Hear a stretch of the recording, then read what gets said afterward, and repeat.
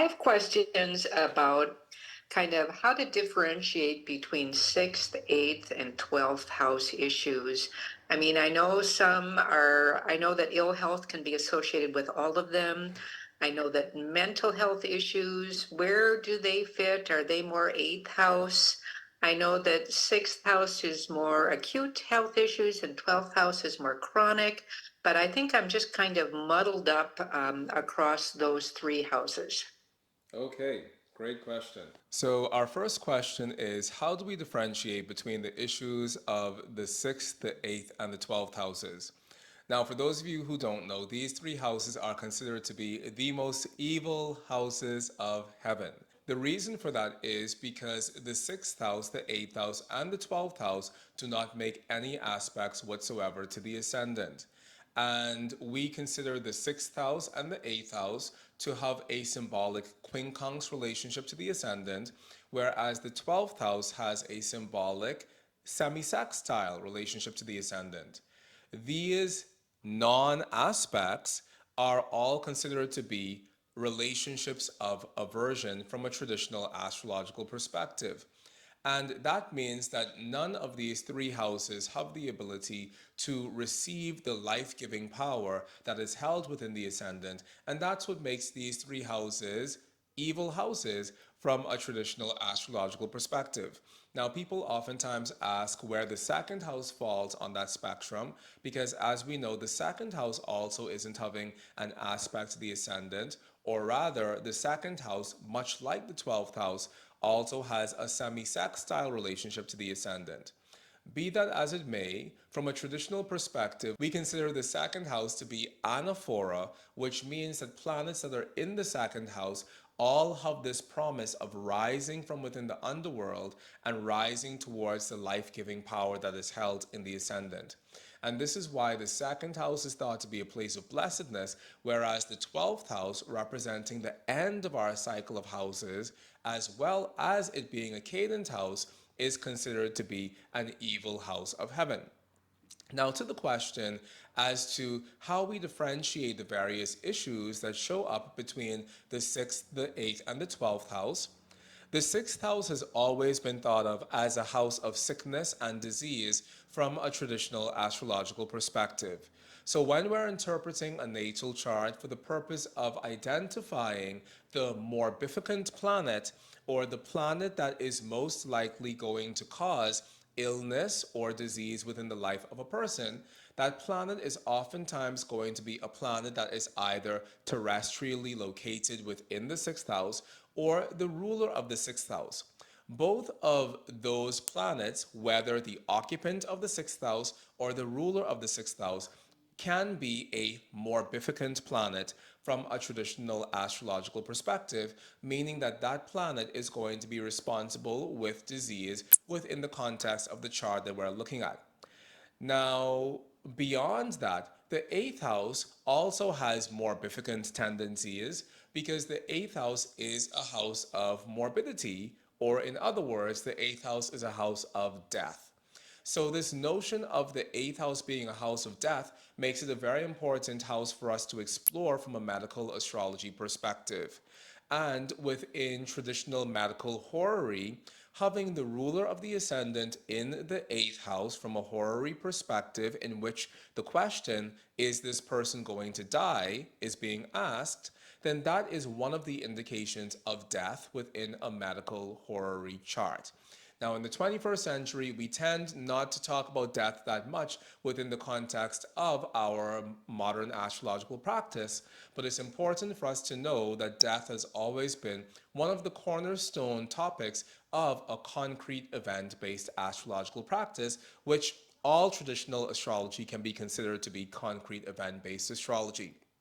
So, the eighth house oftentimes does have a great bearing on a medical astrology reading, and it is an important house for us to explore, especially within decumbrature charts or medical astrology horary charts, because the houses that we tend to want to focus on within the context of medical astrology horary charts are the first house, which is representing the life and the well being and the vitality of the querent, The sixth house, which is representing the sickness or the morbificant factors that are afflicting the body and the vitality of the querent. The seventh house, because the seventh house represents the doctor or the physician or the medical practitioner who we're going to be working with in order to return to health. The eighth house, because the eighth house represents death and the likelihood of death within any given chart. The 10th house, because the 10th house represents the medicine, the treatment, or the therapy that we're going to be applying to the illness that we have. And also the fourth house, because as far as the fourth house representing the end of the matter is concerned, it also represents the likelihood or the unlikelihood that a particular course of medical treatment is going to work or not. So we want to analyze these houses from a traditional perspective as far as medical astrology is concerned. And like I said earlier, the eighth house does factor into this because it does represent death. Now, suppose you were looking at a natal chart and you didn't really want to speak about the eighth house as a house of death. Some of the softer ways that we've developed at the Oraculos School of Astrology for speaking about the eighth house is to speak about it as a house of anxiety, as well as to speak about it as a house of fear, which are all very kosher things to do from a traditional astrology perspective, because traditionally speaking, anxiety and fear are also falling within the domain of the eighth house. Now, probably more challenging as far as health is concerned is going to be the 12th house. And we oftentimes find that this axis of the 6th house and the 12th house tends to be very populated, or they tend to be very active, especially within the context of chronic diseases and ailments that people have within their lifetime from a natal astrological perspective. So we do want to investigate the sixth house and the 12th house and treat them as if they exist on a continuum, because very often when we have the ruler of the ascendant in the 12th house and afflicted, it can represent someone battling with a chronic health concern within this lifetime, which is also the truth if we have the ruler of the ascendant in the sixth house and afflicted. So the demarcation between the significations of the sixth house and the 12th house tend to be very thin from a medical astrological perspective. And I think it was Joseph Blagrave who made the point of saying that the sixth house has to do with more acute illnesses, whereas the 12th house has to do with illnesses that last longer than a year. Now, he was specifically speaking about that from the perspective of medical astrology horary practice.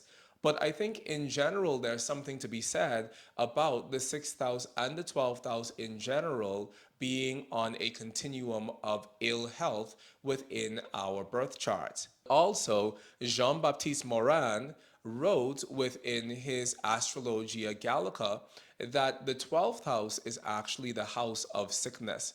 And one of his justifications, which is always one of his justifications, is because I've been sick for a great part of my life and I have a very full 12th house.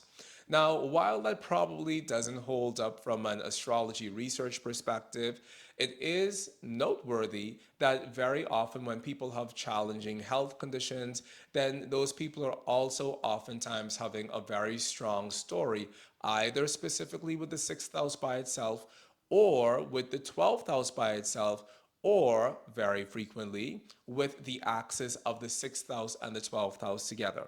So the question becomes, well, which one of these houses should we investigate from the perspective of someone having a genuine medical concern occurring within their lives? And I would say both. My immediate recourse is going to be for the sixth house, because the sixth house is definitely having that signification of illness and things that debilitate our health from a medical astrological perspective. But the 12th house does as well. And even if we were to speak about there being somewhat of a reflective relationship between those two houses, it's unavoidable that if we're speaking about illness within the context of natal astrology, both the sixth house and the 12th house have to be analyzed, in my opinion. Now, I don't really know about this notion that the 12th house shows more chronic illnesses than the 6th house does, because both of those houses have the ability to show chronic illness within the lifetime of a person.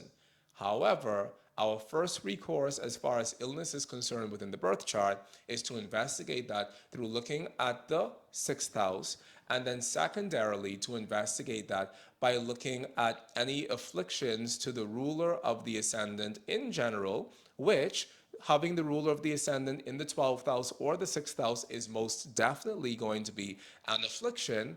But then, after we've done that work, to also investigate the 12th house and to see whether or not there is anything happening within the 12th house that is going to further clarify or further corroborate things that we have to say to a person within this lifetime regarding the state of their health and well being. Okay, was that helpful? That was, it was, and it's maybe not my turn anymore, but if you could specifically address mental illness, that would be helpful. So the next question has to do with mental health as well as mental illness and how that could potentially show up from an astrological perspective. Now, I want to preface this by saying that as astrologers, a great part of what we do is observation. And we observe things that occur within people's lives, and we observe correspondent factors within their natal charts that also seem to line up and point towards that direction. This does not mean that we can prescribe anything as astrologers. And truthfully, as far as the word diagnosis is concerned, we can't really even diagnose anything within a more traditional medical framework because that is beyond the scope of our practice unless you yourself are a licensed medical practitioner. With that being said, there are signatures that have always been mentioned for all of our astrological history regarding whether or not someone is having an illness that is within their body or whether or not someone is having an illness that is within their mind. And we can look as far back as Claudius Ptolemy and even before in terms of understanding where the defects are within a person's health and vitality within this lifetime. Now, without going 2,000 years back, I think that there's a lot that we can say about this from a more neoclassical perspective that can give you some pointers or guidelines in terms of how to address the topic of mental health within a birth chart in general. The very first thing that we always have to do is we always have to understand what is going on with the ruler of the ascendant and what's going on with the ascendant in general. Because very often, at least from the perspective of my research, we find that there are often environmental factors that also contribute to a person's level of mental stability within this lifetime and to their overall level of mental well-being. And there are definitely things that can afflict the ascendant that can harshly shake up a person's fundamental constitution as well as their overall sense of well-being within the world. Now, if I were to go very modern about it, we can say that having Uranus in a conjunction with the ascendant can be something that can be very harsh to the nervous system of a person in general, because Uranus is something that is built on lightning, and our concept of Uranus is a concept of innovation and sudden change and surprises and things that go bump in the night and things that break unexpectedly.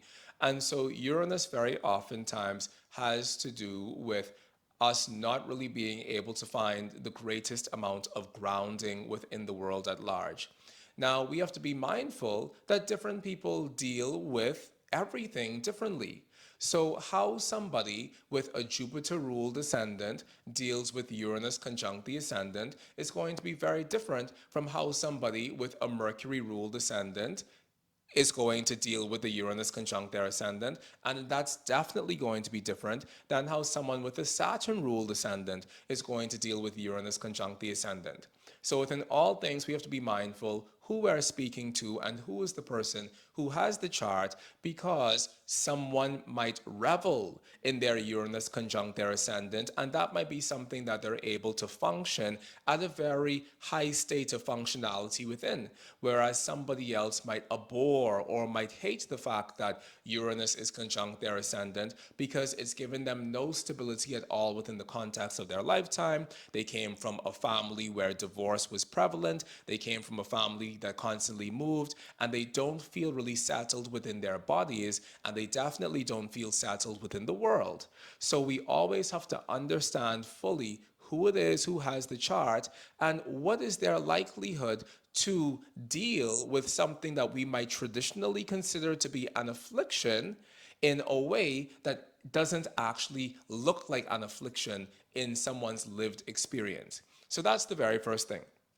Secondarily, from a more universal astrological perspective, where we aren't specifically speaking about the planets as the specific rulers of houses, there are certain things that can cause us to have far more mental stimulation than others. One of those things could be if we have Mercury in any sort of hard aspect at all with Uranus. That is something that can manifest as being an overly excessively functioning mind and a mind that doesn't really have the means of turning off. This is something that we definitely find if a person is having a mutable Mercury, and this is definitely something that we find if that mutable Mercury is in Gemini or Sagittarius or Pisces. I skipped Virgo because Mercury in mutable Virgo tends to function at a much better rate than Mercury in any of the other mutable signs. Another thing that I think is truthful in general, especially within the context of my research, which I always have to preface everything I say by saying that because I don't believe that I am the first or the last authority on any topic, truthfully. So the other thing that I think is something that comes up quite frequently is when a person has the ruler of their ascendant in a mutable sign, such as someone having Capricorn rising, which means they have Saturn ruling their ascendant, and they also have Saturn in Gemini or Saturn in Pisces, and that Saturn in Gemini or Pisces or Sagittarius is being afflicted. And that affliction can be coming from Mars, that affliction can come from Uranus, that affliction can come from Neptune, any of these things also seems to set a person up to feel and find themselves to be a little bit less stable or grounded within the world at large.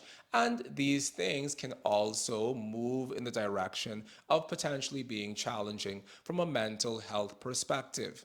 In general, when we have a chart that has the primary players of that chart, in particular, the ruler of the ascendant being mutable in a sign that it doesn't enjoy being in, such as the Saturn in Pisces, the Saturn in Sagittarius, the Saturn in Gemini, or Saturn in any of those signs retrograde and being afflicted, then these are things that can be very challenging for a person, especially in terms of them feeling grounded or stable within this lifetime from the perspective of finding mental balance and mental ease. And the list actually goes on and on. We can have the Mercury mutable afflicted by Jupiter. A Mercury Jupiter affliction can be someone who also has an overly stimulated mind, and that's a combination that we find coming up in people who get a lot of tension, headaches, or migraines, or anything that's head related, because the Mercury Jupiter combination can be an overstimulation of the mind. Similarly, if we throw Mars into the mix of that and have Mercury afflicted by Mars or Mercury afflicted by Mars and Jupiter, then that's definitely also a sign that we oftentimes find within people who are channeling so much mental energy into the world that it might be difficult for them to ground that in a way that actually makes a lot of sense for them. And that could also show up as a health concern later on within their lives. And I mean, the spectrum of things that can occur from a mental health perspective is very broad.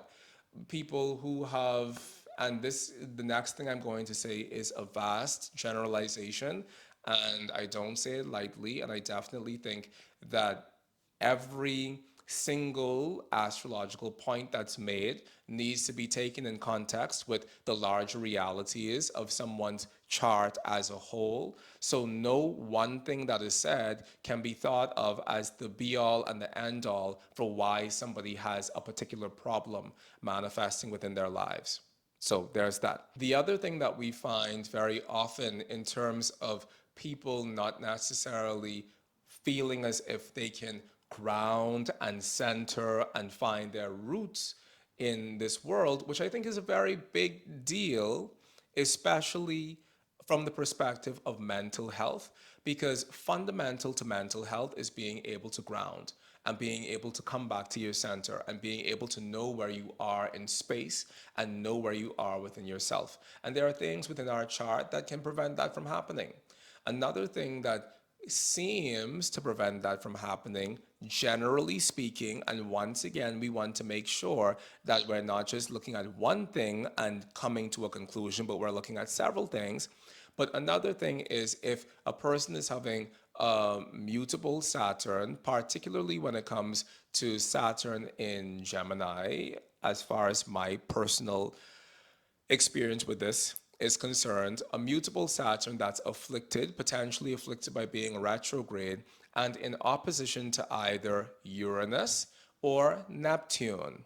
I have never really seen something as ungrounding and something as disembodying as that. And I think the reason for that is because those planets stand in exact antithesis to each other. Saturn represents the establishment of the roots that we need in order to live and thrive within the world, whereas Uranus as well as Neptune both have to do with breaking things apart. And Uranus can be destruction by lightning, and Neptune can be destruction by water. But the point is that they both represent the erosion and the destruction of the stability that Saturn is meant to bring to all of us within our birth charts. And so, very often, when we have a highly debilitated Saturn within our story, and once again, we have to make things make sense and not just run away with things, because a highly debilitated Saturn could be in effect for people for 2 years, basically, or even longer.